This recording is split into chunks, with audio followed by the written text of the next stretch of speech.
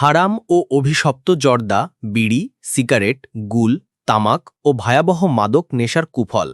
হে মুসলিম ভাই, নিজের গৌরব উজ্জ্বল ইতিহাস ভুলে গেছ? কিন্তু কেন? শোনো, তুমি একজন তাওহিদবাদী মুমিন। শয়তান তোমার চিরশত্রু। আল্লাহর দাসত্ব ভুলে গিয়ে কুপ্রবৃত্তির গোলাম হয়ে মদ ও মাদকদ্রব্যের ভয়াল নেশায় পড়ে নিজ হাতে নিজেকেই ধ্বংসের দ্বার প্রান্তে ঠেলে দিয়েছ। ওই ভয়ঙ্কর নেশাদার দ্রব্য তোমাকে ছাড়তেই হবে। ইমানি চেতনায় উজ্জীবিত হও, তওবা করে ফিরে এসো জান্নাতের দিকে। আল্লাহ তোমাকে প্রতিনিয়তই ডাকছেন, সাড়া দাও তার ডাকে, সফলতা তোমার সুনিশ্চিত। সাহাবী আনাস রাআইহ বলেন, কোনো এক মদের আসরে আবু তালহা সহ অমুককে নামি দামি মদ পান করাচ্ছিলাম। হঠাৎ এক সাহাবী এসে সংবাদ দিলেন, ওহে, তোমরা শুনেছ মদ ও মাদকদ্রব্য চিরদিনের জন্য হারাম করে আয়াত অবতীর্ণ হয়েছে।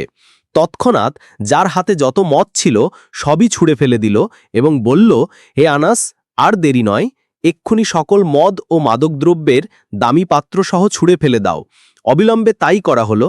মদের বন্যা বয়ে গেল মদিনার সমস্ত অলিতে গলিতে। একটু ভেবে দেখো তো, যুগ যুগ ধরে চলে আসা ভয়ঙ্কর মাদকাসক্ত সাহাবীরা যদি এক আল্লাহর সন্তুষ্টির জন্য জান্নাতের বিনিময়ে এক মুহূর্তেই আজীবন নেশা পরিত্যাগ করতে পারেন, তাহলে তুমি কেন পারবে না? পারবে, অবশ্যই পারবে। এসো, সকল বাধা, ভয়, লজ্জা, ঘৃণা, সংকোচ, দ্বিধাদ্বন্দ্ব উপেক্ষা করে ইমানি দলে বলিয়ান হয়ে শয়তান আশ্রিত নোংরা ঘৃণ্য মদ ও মাদকদ্রব্যে পদাঘাত করে মহান আল্লাহর দিকে ফিরে এসো।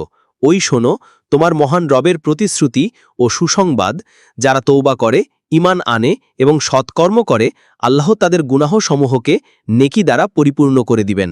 আল্লাহ ক্ষমাশীল, পরম দয়ালু। এই মোটিভেশনাল স্পিচটা তৈরি করেছেন শাইখ রফিকুল ইসলাম কালাবঘি, বিশিষ্ট লেখক, আলোচক, গবেষক ও দায়ী, প্রতিষ্ঠাতা পরিচালক, আমাতুল্লাহ মহিলা মাদ্রাসা, নিজ